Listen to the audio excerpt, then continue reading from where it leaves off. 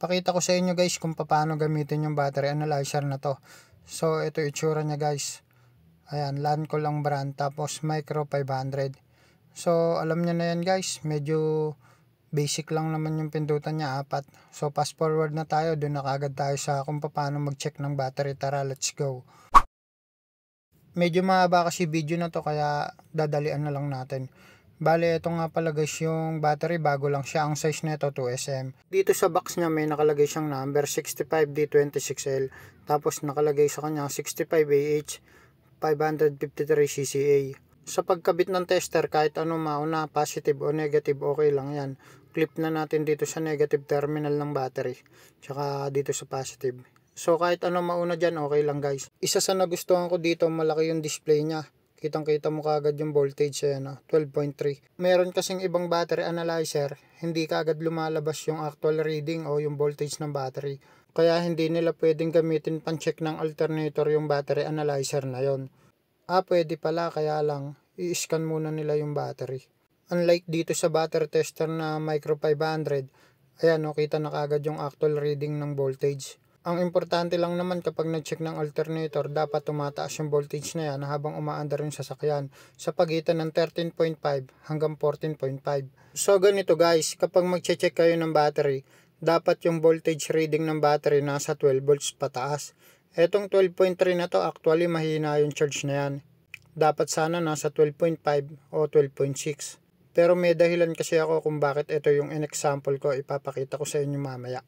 Ito guys yung nakalagay sa kanya kapag in-enter mo. Ayan, battery test, tapos sa number 2, cranking test, number 3, charging test, ayan, review data, language, help, ayan. So hindi ko na pinapakialaman yung ibang settings niyan, dito lang lagi ako sa battery test. Enter. Nakalagay dito before charge saka after charge. Ang palagi ko lang ginagamit dito before charge. Kahit pa na-charge ko na yung battery o ano pa man, basta before charge, yan lang yung ginagamit ko. Accurate naman kasi guys, so ito na lang din po yung gamitin nyo.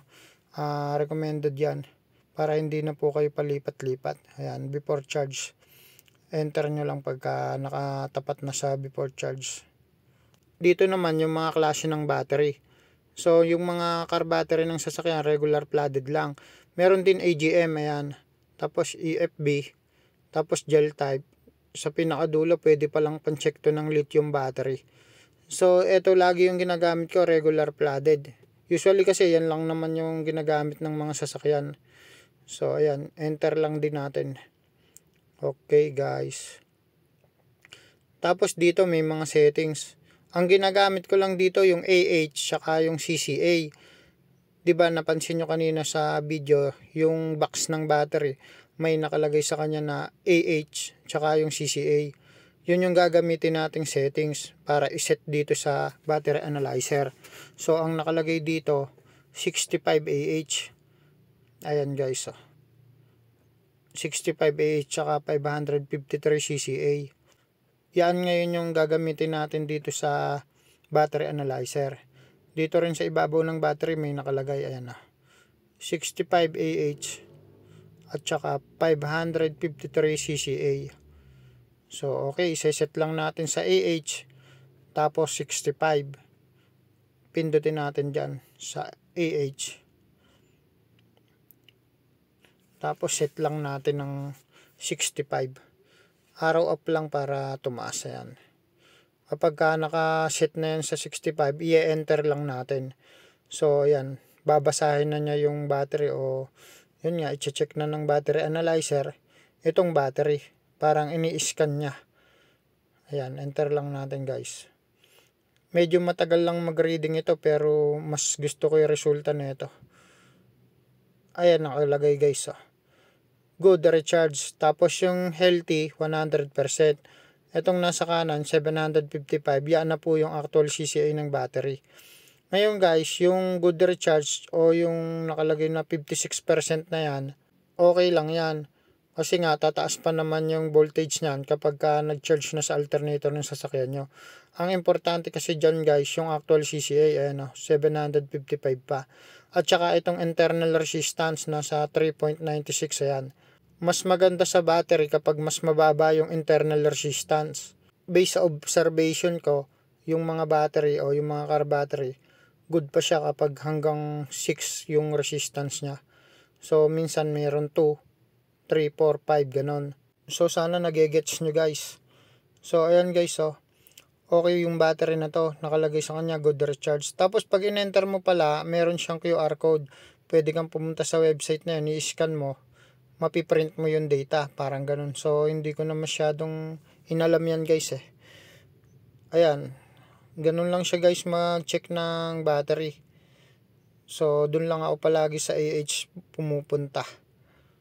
Pero syempre, ipapakita ko na rin sa inyo kung paano gamitin yung CCA.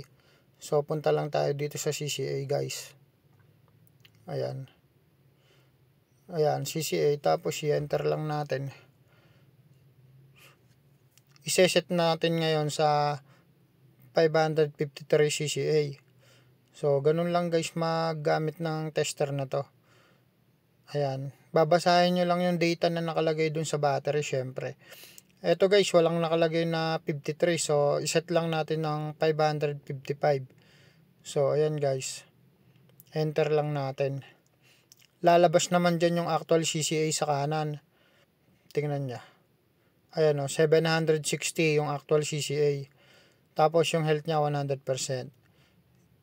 Ayan, good recharge. Okay itong battery na to guys.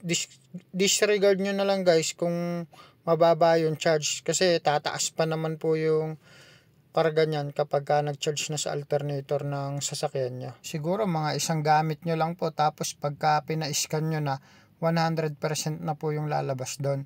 Kasi guys, yung minimum charge ng battery dapat 12.6. Nasa 12.3 lang kanina. Pero kayang paandarin yung sasakyan nun kasi nga mataas yung actual CCA. So, itong nasa video na to, itong baterya na to, pina-charge lang to. Ayan may nakalagay din sa kanya na kung ilang CCA tsaka kung ilang AH. 65 AH din. So, kapag mag-check tayo ng battery, dapat nasa 12 volts. Ito, sample ko sa inyo guys to. Ayan. Ito guys, nasa 10 volts lang o 10.9. Huwag nyo nang i-scan to kasi hindi mag-accurate guys. Dapat po nasa 12.0 pataas o kahit man lang 12.2 para naman masabi ng tester kung sira talaga o buo yung battery. So, hindi na natin to ite-tester. Ngayon, ipapakita ko sa inyo yung isang klaseng battery na ganitong klase din actually. Ayan guys, GS yung brand niya. Tapos, special battery siya. Ito yung isa FB naman. Kanina lang to pinagpalitan to sa Fortuner. Ayan. So, mataas yung karga nito kasi nga, kakatanggal lang sa sasakyan. Ayan 12.6 yung karga niya. Ganito dapat guys. Kasi ganyan yung minimum, 12.6. Yan ang standard voltage ng battery, 12.6. So, ito may nakalagay sa kanya na 65 AH. So, iseset lang din natin yan kung ilan yung AH yung battery. Napakadali lang gamitin guys, di ba? Ayan regular flooded. Tapos dito tayo sa AH. Tapos papakita ko rin syempre mamaya sa inyo kung paano gamitin ito sa pangmotor na battery. Pwede rin kasing pan-check ng motorcycle battery itong tester. Kaya mag-subscribe ka na, click mo na yung notification bell, alright? Para updated ka kapag nag-upload ako ng bagong video. Ayan guys, sinasabi niya na replace. Ayan kulay pula. Yung health niya, 32% na lang. Tapos yung actual CCA niya, 295 na lang. Yung charge niya, kung mapapansin niya, 100%. Kapag kaganyan guys, mababa na yung actual CCA kahit na may charge pa siya na 100%. Hindi na rin po yan kayang magpaandar. Tsaka itong internal resistance, ang taas na yon, nasa 10 na. Pero kapag nasa 6 lang yung internal resistance niyan, baka kayanin pa. Based sa observation ko, ganun So, ito yung rated niya, 520 CCI. Ayun guys, na-share ko lang po sa inyo na hindi ulit nasa 12 volts o 12.6 yung battery. Good pa yon. Minsan, kahit naka 12.6 yung battery, mababa na pala yung actual CCA. Kaya hindi na rin po nakakapagpa-start. ganito naman yung ginagawa ko sa Motolite battery or yung wala siyang nakalagay na data. 'Di ba yung ibang mga battery may nakalagay sa box. Dito sa Motolite wala. Ito lang N70. Ngayon dyan na lang ako nagbe-base. Ginagawa ko guys dyan 70 AH. So okay naman guys. Based sa aking experience, tama naman yung result ng tester na kapag sira na yung battery, sinasabi niya. So eto guys, kaka-charge lang nito, pina-charge lang kasi dito sa amin to, kaya nasa 13 volts pa siya. Ngayon hindi ko na nga ginagamit yung after charge, basta dito lang ako sa before charge. Ganun din naman guys yung resulta niyan. So dyan na lang tayo para mas mabilis. Tapos regular flooded, ayan. Tapos AH, iset lang natin sa 70. Yun kasi nakalagay dito sa battery. Ayan, ang size nito 3SM guys. Tapos 70 AH siya. Ayan o.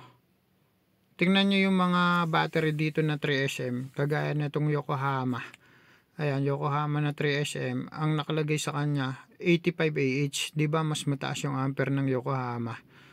Tapos dito naman sa Megaforce na 3SM 85 AH din. Ayan, malalakas yan guys. Mura na, malakas pa. So ayan, mas tumatagal ganun. Mabibigat din yung battery na yan. Dito sa maliit na battery, meron siyang 37 AH NS40 yung size nito. So iseset mo lang dapat ng 37 AH. Sa NS60 naman 42 AH. Kapag kaganyang 42, sineset ko na sa 45. Wala kasing 42 na nakalagay dito sa tester syempre.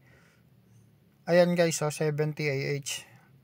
So ganyan yung ginagawa ko sa mga Motolite battery. Tapos i-check na natin kung buo pa ba o sira na. Lalabas pa rin dyan yung actual CCA. Para sa akin lang guys, ang importante dito yung CCA tsaka yung internal resistance. Yung nasa kanan, yung 490, yan na po yung actual CCA.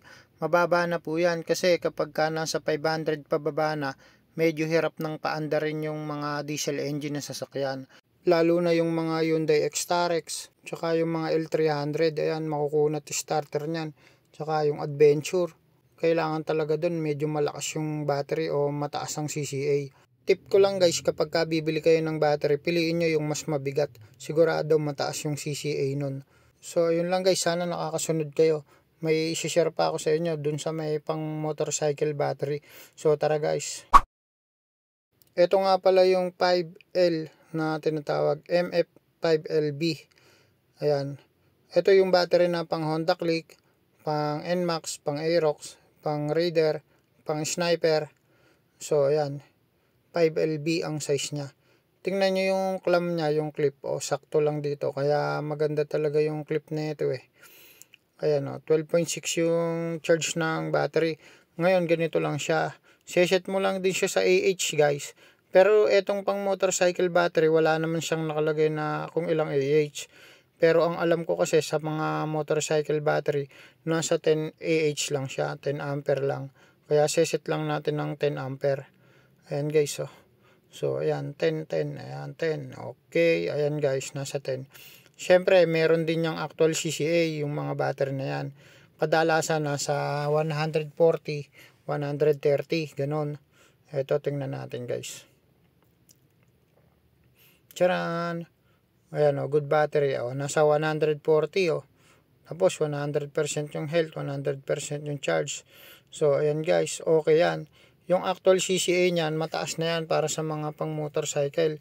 Kapag halimbawa bumaba na ng 50 CCA, hindi na kayang paandar yung motor nun. Ganun din, kailangan pag i-check nyo yung battery, nasa 12 volts din. Pinakamaganda nga, nasa 12.6 eh. Para naman accurate talaga yung battery analyzer. Kaya kapag ka 12 pababa yung battery, i-charge nyo muna bago nyo i-scan. So yun lang guys, na-share ko lang sa inyo yung battery analyzer na to. Lancol Micro 500. Ilalagay ko yung product link nito sa description box. Nabibili siya sa Lazada guys eh. So kapag kinlik mo yung link na yon, mapupunta ka na sa Lazada. Tapos i-order mo na ganun. Ngayon magkaka-promo pa dahil magdi-December, 'di ba? Merong 12. So, meron silang promo kaya makaka-discount kayo. Nasa 1,000 pesos lang ito guys eh. Ito nga pala yung battery shop ko sa mga hindi nakakaalam. Ako nga pala si Enteng. Gumagawa ako ng mga video content tungkol sa battery ng mga sasakyan. Kung nagustuhan mo ang video na to, magsusubscribe ka. Ayun. Hehe. So, ayun lang guys. Na-share ko lang ang haba ng video. Maraming salamat po. Sana po ay nakatulong. Ingat po kayo. Bye-bye.